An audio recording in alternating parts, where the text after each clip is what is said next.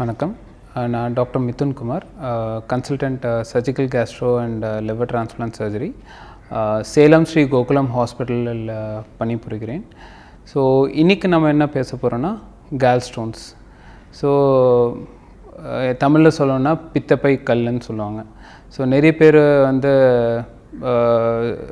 Ultrasound report எடுத்துகிட்டு வருவாங்க, sir எனக்கு பித்தப்பை கல்லுன்னு சொல்லியிருக்காங்க, என்ன பண்ணணும் அப்படின்னு சொல்லுவாங்க.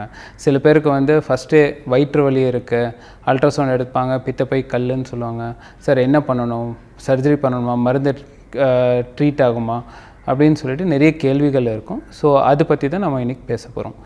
ஸோ பித்தப்பை கல்லுன்னு பேசுகிறதுக்கு முன்னாடி உங்களுக்கு ஃபஸ்ட்டு நான் வந்து பித்தப்பைனா என்ன, பித்தப்பை வேலை என்ன செய்யும், பித்தப்பை எங்கே இருக்கும் அப்படின்னு சொல்லிட்டு நான் உங்களுக்கு ஒரு அனாட்டமி, பேசிக் அனாட்டமியை வந்து நான் சொல்கிறேன். ஸோ இதுதான் வந்து லிவர், இது வந்து பித்தப்பை, இது வந்து பித்தக்குழாய். ஸோ லிவரில் தான் வந்து பித்தம் உற்பத்தி ஆகும். பித்தம் உற்பத்தி ஆகி இந்த பித்த குழாயில் வந்து இந்த பித்தப்பையில் தான் வந்து ஸ்டோர் ஆகும். ஸோ பித்தப்பையோட வேலை என்னன்னு பார்த்தீங்கன்னா, அந்த பித்தம் இதில் வரதை வந்து கான்சன்ட்ரேட் பண்ணும். ஸோ இந்த பித்தப்பையில் கொலஸ்ட்ரால் இருக்கும், அது போக இந்த பித்தமும் வரும். இந்த கொலஸ்ட்ரால் வந்து பார்த்திங்கன்னா தண்ணியில் வந்து டிசால்வ் ஆகாது. ஸோ அதுதான் வந்து மெயின் பிரச்சனை, கொலஸ்ட்ரால் தான் கல் ஃபார்ம் ஆகும். ஸோ இந்த பித்தப்பை என்ன பண்ணோன்னா அப்படியே கண்ட்ராக்ட் ஆகிட்டே சுருங்கிட்டே இருக்கும், ஒவ்வொரு வாட்டியும் சுருங்கிட்டே இருக்கும். அப்படி இருக்கும்போது என்ன ஆகும்னா பித்தமும் கொலஸ்ட்ராலும் மிக்ஸ் ஆகி தண்ணி மாதிரி ஃபார்ம் ஆகும். அதுதான் வந்து மெயின் வேலை பித்தப்பை இது. ஸோ நம்ம ஒவ்வொரு வாட்டியும் ஃபேட்டி ஃபுட்டு அதெல்லாம் சாப்பிடும்போது என்ன ஆகும்னா இந்த பித்தப்பையிலேருந்து பித்தம் அப்படியே கீழே வரும். இது இந்த பித்தக்குழாய், இது வந்து கணையம் டியூபும் பித்தம் டியூபும் ஜாயின் ஆகி இந்த சிறுகுடலில் வந்து என்டர் ஆகும். ஸோ நம்ம சாப்பிட்ற உணவு வந்து சிறுகுடலில் வரும்போது பித்தத்தோட மிக்ஸ் ஆகி அது வந்து டைஜஷனுக்கு வந்து ஹெல்ப் ஆகும். ஸோ இதுதான் வந்து பேசிக் அனாட்டமி.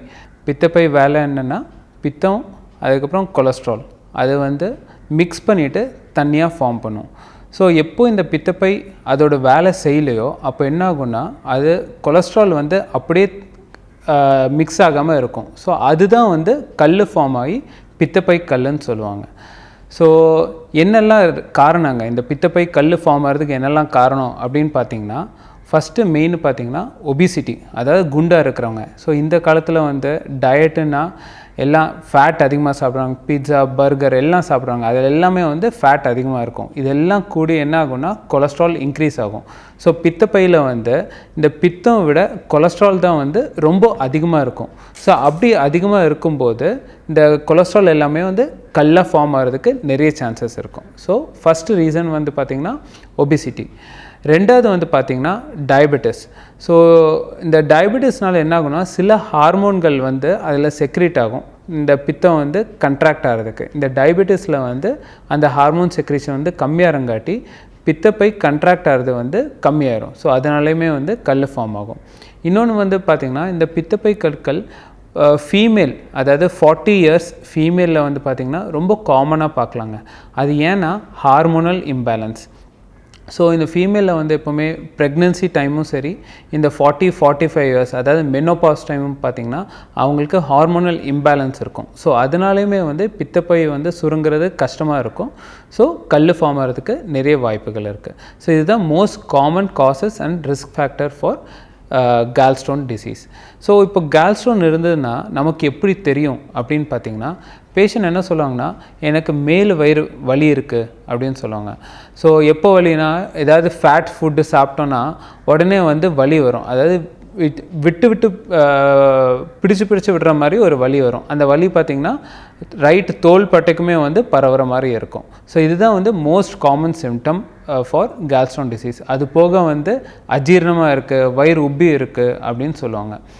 சம்டைம்ஸ் என்ன ஆகுனா நான் பித்தப்பை கல் வந்து நழுவி பித்த குழாயில் வந்து அடைச்சிருச்சுன்னா பித்தம் வந்து சிறுகுடலில் போகாது. ஸோ அப்படி இருக்கும்போது அந்த பித்தம் அப்படியே பிளட்லெஸ் கலக்கும்போது ஜாண்டிஸாக வரும். ஸோ ஜாண்டிஸ்னால் மஞ்சக்காமலை. ஸோ கண், ஸ்கின்னு, யூரின் அதெல்லாமே வந்து எல்லோவாக போகும்.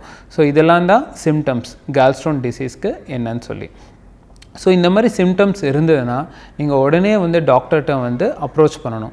ஸோ நம்ம இந்த பித்தப்பை கல்லை எப்படி கண்டுபிடிக்கலான்னு பார்த்தீங்கன்னா, நம்ம ஃபஸ்ட்டு இன்வெஸ்டிகேஷன் பண்ணுறது வந்து அல்ட்ராசவுண்ட் அப்டமன். இந்த அல்ட்ராசவுண்ட் அப்டமன்லேயே நமக்கு என்ன இன்ஃபர்மேஷன்லாம் வேணுமோ அது எல்லாமே வந்து கிடச்சிரும். பித்தப்பை கல் இருக்கா, குழாய் வந்து வீங்கி இருக்கா, பித்த குழாயில் கல் இருக்கா, அது எல்லாமே வந்து கிடச்சிரும். பட் ஃபியூ பர்சன்ட் சான்சஸ் என்னென்னா பார்த்தீங்கன்னா அல்ட்ராசவுண்டில் இந்த கல் வந்து ஒழுங்காக தெரியாது, குழாயில் மாட்டியிருந்ததுன்னா தெரியாது.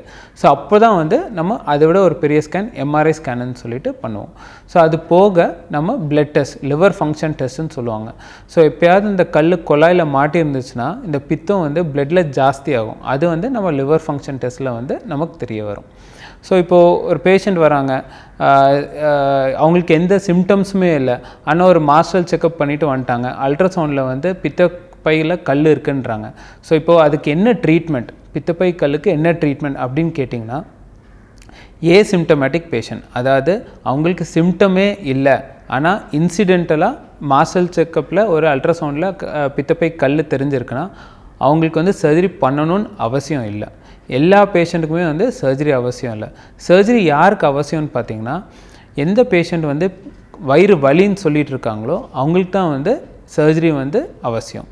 அது போக சப்போஸ் ஓல்டேஜ் பேஷண்ட்டு, ஒரு 60 இயர்ஸு, அவங்க டயபெட்டிக்கு, அவங்களுக்கு பித்தப்பையில் வந்து நிறைய சின்ன கல் இருக்குது, அவங்களுக்குமே வந்து சர்ஜரி அவசியம். மூணாவது வந்து பார்த்திங்கன்னா பெரிய கல், அதாவது 1 சென்டிமீட்டர் 1.5 சென்டிமீட்டர் கல் இருக்குது, சிங்கிள் கல் இருந்தாலுமே வந்து அவங்களுக்கு வந்து சர்ஜரி அவசியம். பித்தப்பை கல்லுக்கு வந்து ட்ரீட்மெண்ட் சர்ஜரின்னு சொல்லிட்டு இருந்தேன். ஸோ சர்ஜரினா நம்ம என்ன பண்ணுவோம்னு பார்த்திங்கன்னா லாப்ரோஸ்கோபிக் சர்ஜரி, அதாவது சின்ன ஹோல்ஸ், ஒரு 4 ஹோல்ஸ் 5 மில்லிமீட்டர் சைஸ் ஹோல்ஸ் போட்டு இந்த பித்தப்பையை வந்து ஃபுல்லாகவே எடுத்துருவோம். ஸோ இங்கே கட் பண்ணிவிட்டு இந்த பித்தப்பை மட்டும் ஃபுல்லாகவே எடுத்துருவோம். ஸோ இந்த சர்ஜரி பண்ணாமல் அப்படியே நம்ம பித்தப்பை கல் இருந்தாலுமே நம்ம மேனேஜ் பண்ணிக்கலாமா அப்படின்னு கேட்டிங்கன்னா, நான் இதுக்கு முன்னாடி சொன்னேன் யாருக்கெல்லாம் வந்து சர்ஜரி பண்ணணும்னு. ஏன் அது ரொம்ப இம்பார்ட்டண்ட்னா, இப்போ இந்த கல் வந்து இங்கே இருக்குன்னா அது நழுவி இந்த குழாயில் வர்றதுக்கு வாய்ப்புகள் அதிகமாக இருக்கும். ஸோ அப்படி நழுவி கீழே வந்துச்சுன்னா பித்த குழாயும் அடைப்பு பட்டுரும், கணைய குழாயும் அடைப்பு பட்டுரும். ஸோ அப்படி இருக்கும்போது ஜாண்டிஸ் வரும். கணைய குழாய் அடைப்புப்படும் போது பேங்க்ரேட்டைட்டிஸ்ன்னு சொல்லுவாங்க, இந்த கணையம் வந்து வீங்கிரும். ஸோ இந்த ஸ்டேஜில் நமக்கு வந்து 2 ப்ரொசீஜர்ஸ், அதாவது 2 ஸ்டேஜ் ப்ரொசீஜர்னு சொல்லுவாங்க.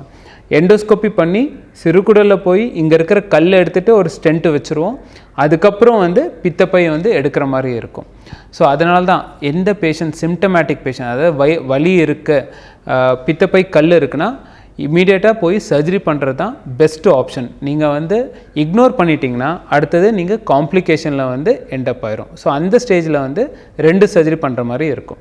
அதே மாதிரி நான் சில பேஷண்ட் வந்து பார்த்திங்கன்னா ஒரு கல் இருக்குது, அந்த ஒரு கல் வந்து 1 சென்டிமீட்டர் 1.5 சென்டிமீட்டர் சைஸ் இருக்குன்னா என்ன ஆகுன்னா, இந்த பித்தப்பைக்கும் இந்த டியூப் ஜாயின் ஆகிற இடத்துல, இதுதான் நெக் ஆஃப் தி கால் பிளாடர்னு சொல்லுவாங்க, இந்த இடத்துல வந்து கல் அடைப்புப்பட்டுரும். அப்படி அடைப்படும்போது என்ன ஆகுன்னா, பித்தப்பையில் இருக்கிற பித்தம் அது வந்து கீழே வராது. ஸோ இந்த பித்தப்பை வந்து வீங்கிட்டே போயிட்டுருக்கும். அப்படி வீங்கிட்டு போகும்போது அது வந்து இன்ஃபெக்ஷனாக மாறிடும், அக்யூட் கால்குலஸ் கோலிசிஸ்டைட்டிஸ்ன்னு சொல்லுவாங்க.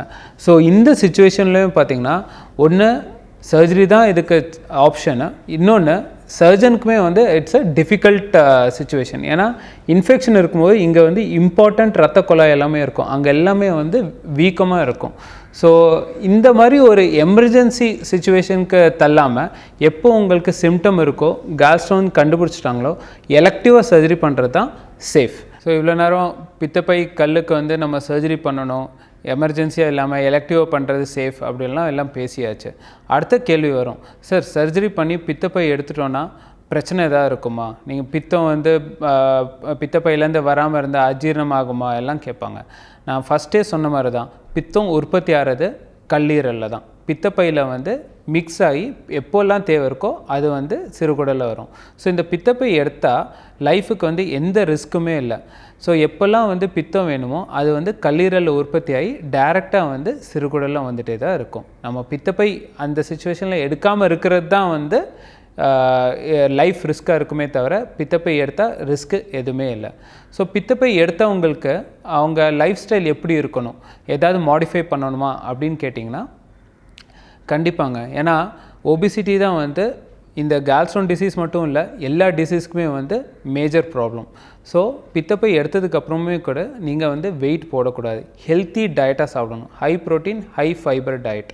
ஸோ ஃபேட் அதிகமாக சேரும்போது உங்களுக்கு பித்தம் டைரெக்டாக கல்லீரல்லேருந்து வரங்காட்டி உங்களுக்கு சம்டைம்ஸ் இன்டைஜஷன், அதாவது ப்ளோட்டிங் மாதிரி ஃபீல் பண்ணுவீங்க.